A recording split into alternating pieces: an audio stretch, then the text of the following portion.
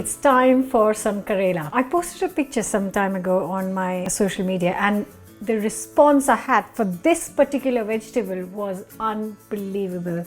People have seen it but don't know how to cook it, and somebody cooks it in a certain way and others in a certain way. So I'm sharing my favorite recipe, which is fried Karela, and it is really easy, and I can't tell you how this tastes, but it's really unique. So please do give this a go.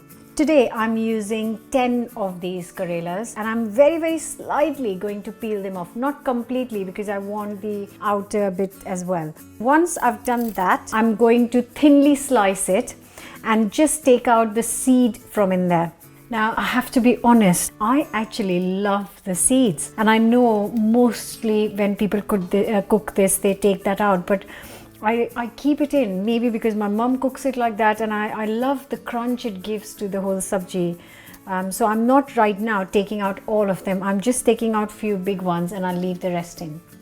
Now all of the Karela has gone in a bowl, and I'm going to sprinkle a teaspoon and a half of salt over it. Give it a really good mix. What this will help is get rid of some of the bitterness and also some of the moisture from the vegetable. Now we leave it to rest for 15 to 20 minutes, and that will give it enough time to do its thing.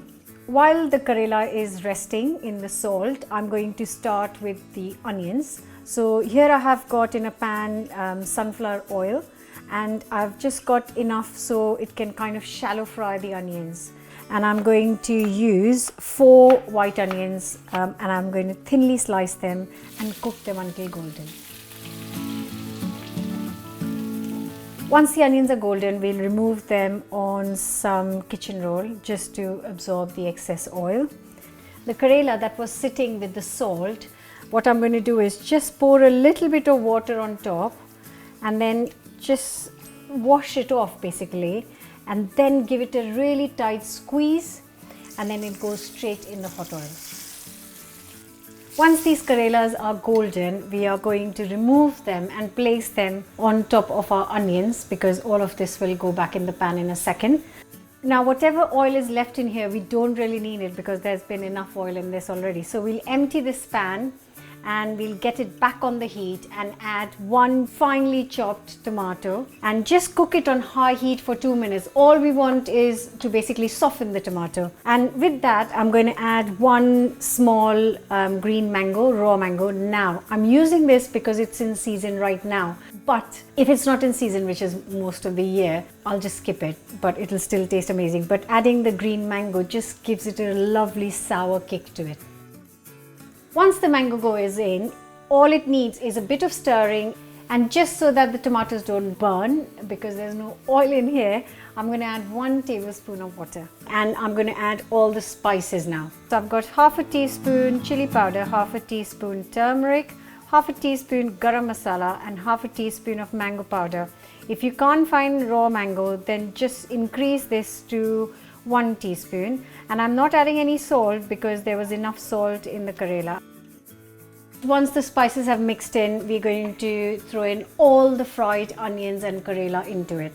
And on high heat, just mix it really well. And just so it combines really well, I'm going to add another tablespoon, only a tablespoon, not more, of water into this.